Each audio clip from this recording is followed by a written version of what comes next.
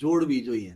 અમારે ત્યાં હું 2001 થી પ્રાકૃતિક ખેતી કરું છું અને મારા ઘરે દુકાન છે એ 20 વર્ષથી છે.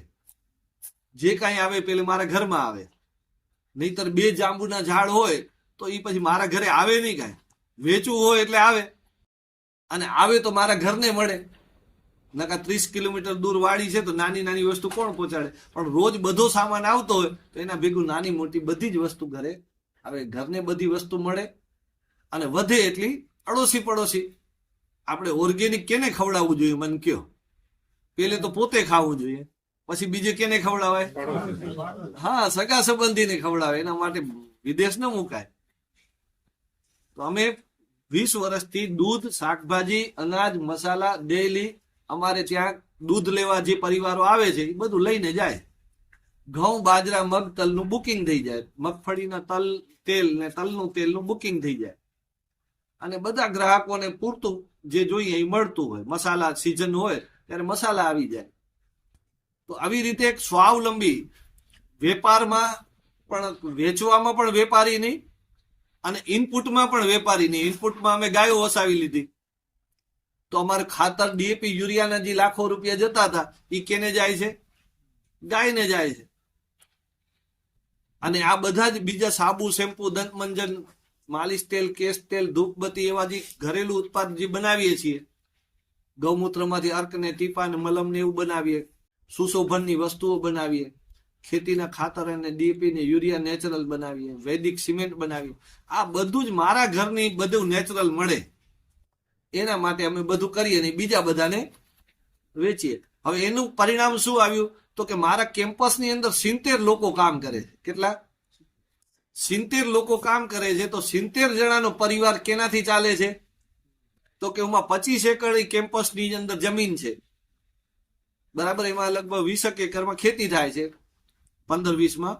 બાકીની 300 ગાયો છે એ જોડાયેલી છે. અને આ બધા 70 લોકો જોડાયેલા છે. બધા ભેગા થઈને મથે છે તો બધાનો નિર્વાહ થાય છે. 300 ગાયોનો નિર્વાહ થાય છે. એ 70 જણાનો પરિવાર, એટલે એક ગામ મોડેલ બનાવ્યું છે કે ગામડાની જરૂરિયાત ગામમાં જ એકબીજાને પૂરતી મળી જાય. હવે ગાયનો ગોબર છે એનામાંથી અમે ગેસમાં નાખીએ.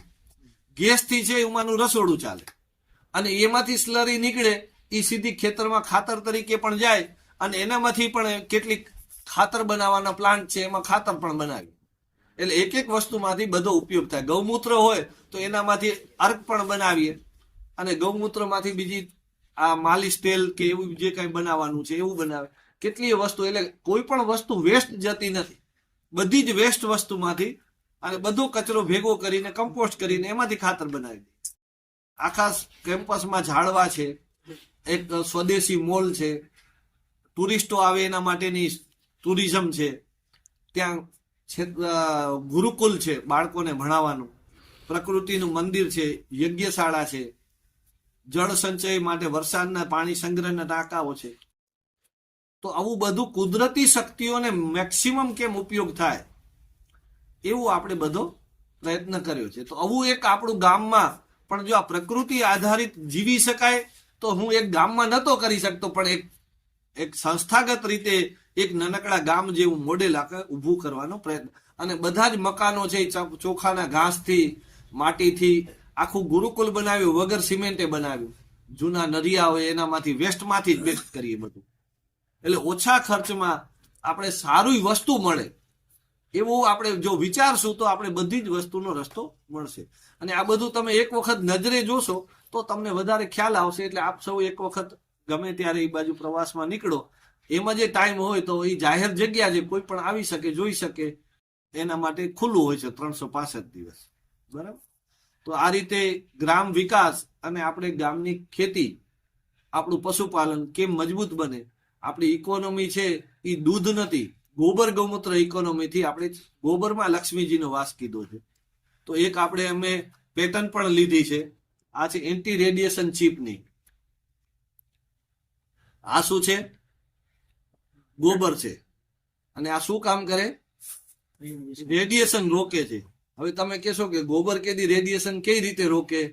તો એનો હું નાનકડો પ્રયોગ તમને હમણાં બતાડી દઉં તો તમને ધ્યાનમાં આવશે કે આ થઈ શકે.